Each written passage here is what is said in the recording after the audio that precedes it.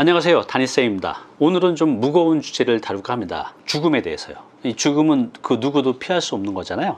제가 읽었던 책에 나는 친절한 죽음을 원한다, 이 책에 아주 충격적인 내용을 봤어요. 그 중에 이제 일부를 제가 쓴 걸 한번 읽어 드릴게요. 한번 들어보세요. 우리나라 사람 4명 중에 3명은요 병원에서 죽는다고 합니다. 병원이 대부분의 사람들에게 죽음의 공간이 된 것이죠. 중증 환자 대부분이 죽음의 시간을 질질 끄는 연명의료 지옥에 갇혀 산 것도 죽은 것도 아닌 재앙을 겪다가 죽음을 맞이한다고 합니다. 여기 이런 내용도 있어요. 생애 동안 쓰는 의료비의 대부분을, 우리가 100살을 산다고 하면 그 100살 동안 사는 그 의료비의 대부분을 이 임종 1, 2년 동안 쏟아붓다가 보통 사망한다고 합니다. 굉장히 많은 돈이 들어가죠.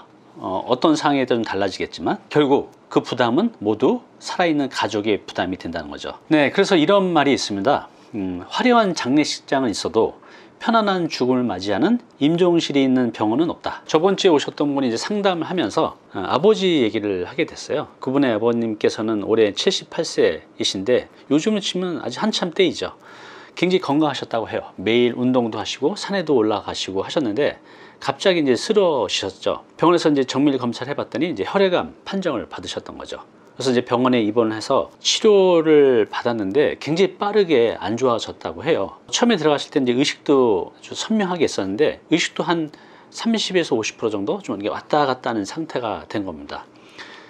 그러면서 다양한 현대의학으로 할 수 있는 다양한 이제 치료들을 해 갔는데 그 치료가 아버지에게는 굉장히 그 고통스러운 거였어요. 이렇게 편안한 치료가 아니라 굉장히 힘든 치료.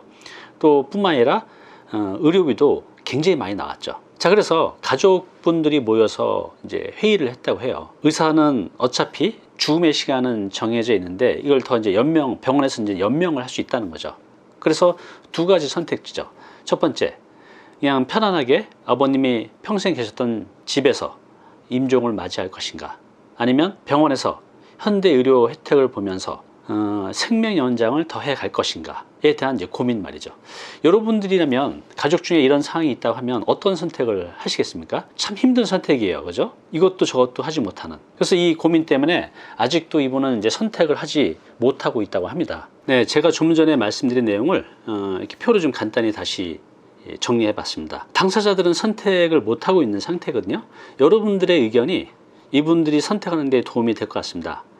첫 번째는 그냥 아버님을 집으로 모시자. 왜냐하면 아버님도 평생을 집에 20년을 넘게 산 집이라 편안한 환경에서 마지막을 보내드리는 게 좋지 않을까라는 이제 장점이 있는 거죠. 단점은 아무래도 병원에 있을 때보다는 아버님을 일찍 보내드려야 된다는 거. 자, 이제 병원을 선택할 수도 있겠죠. 이제 병원에서 생명 연장을 하는 겁니다. 아버님을 우리 가족 곁에서 더 오랫동안 계실 수 있다는 게 장점일 수 있겠고, 단점은 환자에겐 낯설고 굉장히 고통스럽고 힘든 상황입니다. 그리고 의료비의 부담도 여러분이 생각하는 것보다는 굉장히 많아요. 얼마 정도 나가냐고 제가 여쭤봤더니 한 달에 어떤 치료를 받는지 저도 잘 모르겠지만 한 500에서 1500 사이가 매달 나간다고 해요.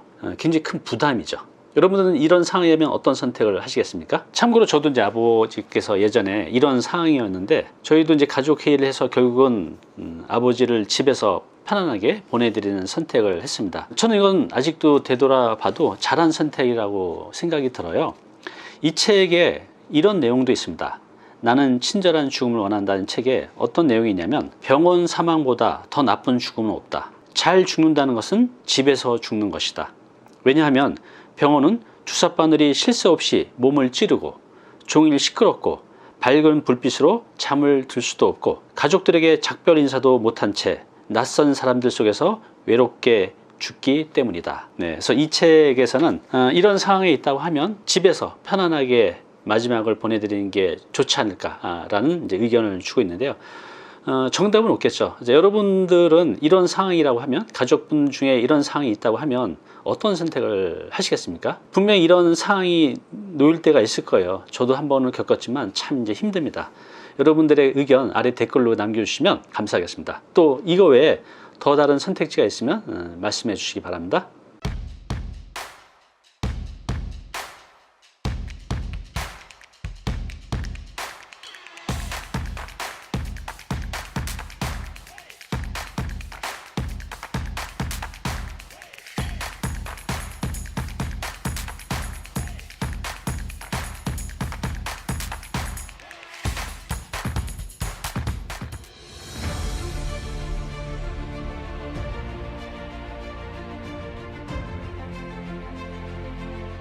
네, 오늘 정보 도움이 좀 되셨나요?